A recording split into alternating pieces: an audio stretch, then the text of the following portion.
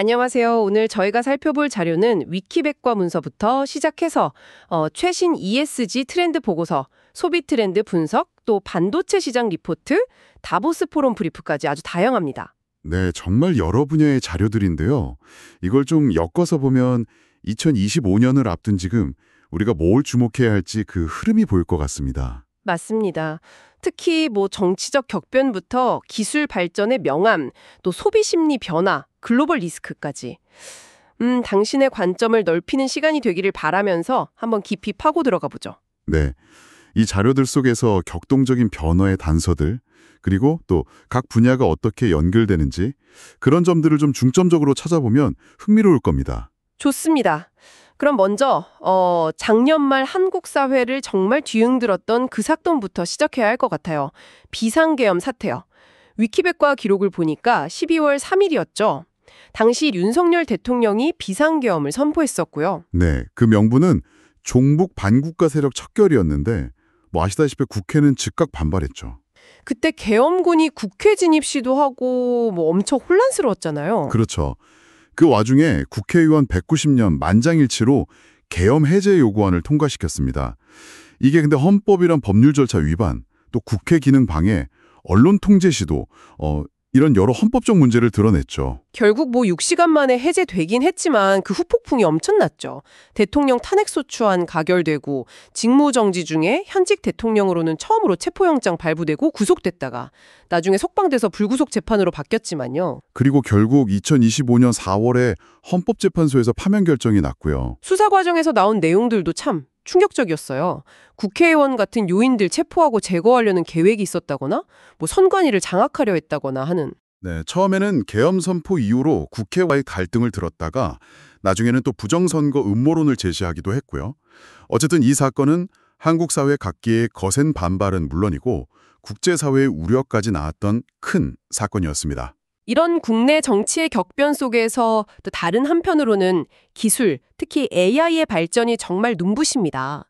ESG 보고서를 보니까 AI가 기업의 탈탄소화나 수익성 확보에 기여할 잠재력이 크다고 하네요. 네, BCG 조사 결과를 보면 AI 활용 기업의 수익 창출 가능성이 무려 4.5배나 높다고 하니까요. 와, 4.5배요? 근데 이게 또 동전의 양면처럼 AI가 확산되면서 전력 소비가 어마어마하게 늘어난다는 문제가 있어요. 아, 그 문제요. 저도 본 것 같아요. 네, 골드만삭스는 2030년까지 데이터 센터 전력 소비가 지금보다 3배 증가할 거라고 예측했고요. 실제로 구글은 AI 사용이 늘면서 탄소 배출량이 13%나 급증했다고 밝혔죠. 13%나 정말 엄청난데요. 그렇죠. 그래서 이걸 해결하려고 AI 하드웨어 자체의 에너지 효율을 높이는 기술, AMD 분석으로는 2.2년마다 2배씩 개선된다고 하는데요. 이런 기술 개발이 중요해졌고요. 동시에 AI를 활용해서 에너지를 효율적으로 관리하는 솔루션 시장도 주목받고 있죠. 그랜드뷰 리서치 예측으로는 연평균 30% 이상 성장할 거라고? 맞습니다. 기오테크 투자가 전반적으로 줄어드는 추세 속에서도 이 AI 에너지 솔루션 분야 투자는 오히려 늘었다고 하니까 이게 얼마나 중요한지 알 수 있죠. 반도체 시장 보고서도 비슷한 맥락이네요. AI 발전 때문에 고대역폭 메모리, HBM 수요가 폭증하고 있다고요? 네, SK하이닉스가 청주 공장 중심으로 생산 능력을 계속 확대하면서 이 시장을 주도하고 있다는 분석입니다. 2027년에는 HBM 시장 규모가 52억 달러에 이를 거라는 전망도 있고요. 2025 분석이 좀 흥미롭던데요. 아보하라는 키워드가 나왔어요. 아, 아보하. 아무쪼록 보통의 하루의 줄임말이죠. 네, 그러니까 특별한 이벤트보다는 그냥 일상의 소소한 만족감? 예를 들면 그냥 좋은 치약 쓰는 것 같은 그런 거에 의미를 부여하는 경향이 강해졌다고요? 맞아요. 어떻게 보면 정치적 불안 같은 외부 환경의 영향도 있을 수 있고요. 뭔가 불확실한 시대일수록 내가 통제할 수 있는 작은 행복에 집중하는 심리랄까요? 그런 맥락에서 무해력 트렌드도 좀 연결되는 것 같아요. 네, 그렇죠. 빤츠투키나 실바니안 패밀리 같이 작고 귀엽고 순수한 그런 캐릭터나 존재에 대한 애정이 커지는 현상이요. 워낙 갈등이 심한 사회다 보니까 좀 자극 없는 편안함을 추구하는 모습으로 보입니다. 기후변화에 대한 인식 변화도 중요하게 다뤄지고 있네요. 기후 감수성이라는 말이 나왔는데 이제 단순히 걱정하는 수준을 넘어서야 한다는 거죠. 네, 기후 문제가 정말 현실적인 위험으로 다가오면서 좀 더 능동적으로 대응하고 실천하려는 태도가 중요해졌다는 의미입니다. 서울시의 기후동행카드 출시 같은 게 대표적인 예가 될 수 있겠고요. ESG 보고서에서도 비슷한 흐름이 보이는데요. 예전에는 DI, 그러니까 다양성, 형평성, 포용성이 사회적 리스크의 핵심이었다면 최근에는 노동인권 문제가 더 중요하게 부상하고 있다는 분석이 있네요. 맞아요. 실제로 MSCI 분석을 보면 기업의 소셜 부문 평가가 주가 수익률과 꽤 유의미한 상관관계를 보인다고 하거든요. 사회 문제에 대한 사람들의 민감도가 높아지고 있다는 증거죠. 자, 그럼 마지막으로 시야를 좀 더 넓혀서 글로벌 차원의 전망을 한번 살펴보죠. 다보스 포럼 브리프를 보니까 2025년 세계 경제는 여전히 좀 저성장 기조에 국제 분쟁 장기화 이런 우려가 큰 것 같습니다. 네, 경제적 불확실성이 높은 상황이죠.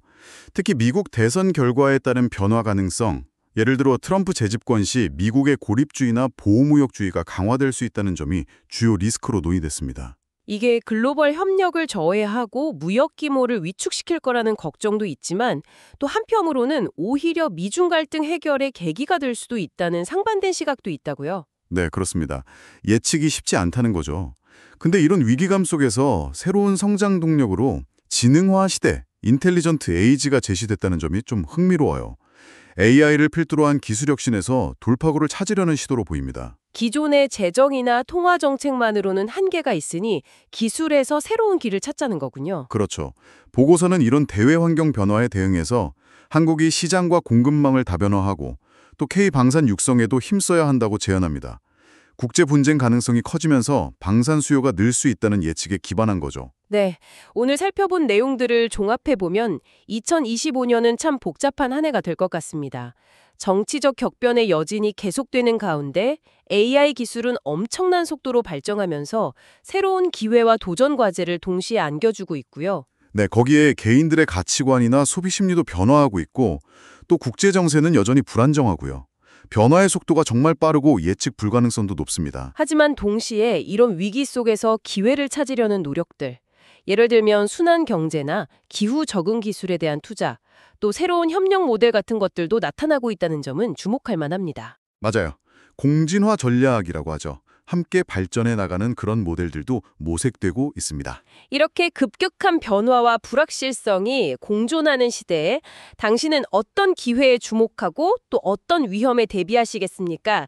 이 질문을 한번 곱씹어 보시면서 오늘 저희와의 심층 분석을 마무리하면 좋겠습니다. 네, 다음 시간에 또 흥미로운 자료 분석으로 찾아뵙겠습니다.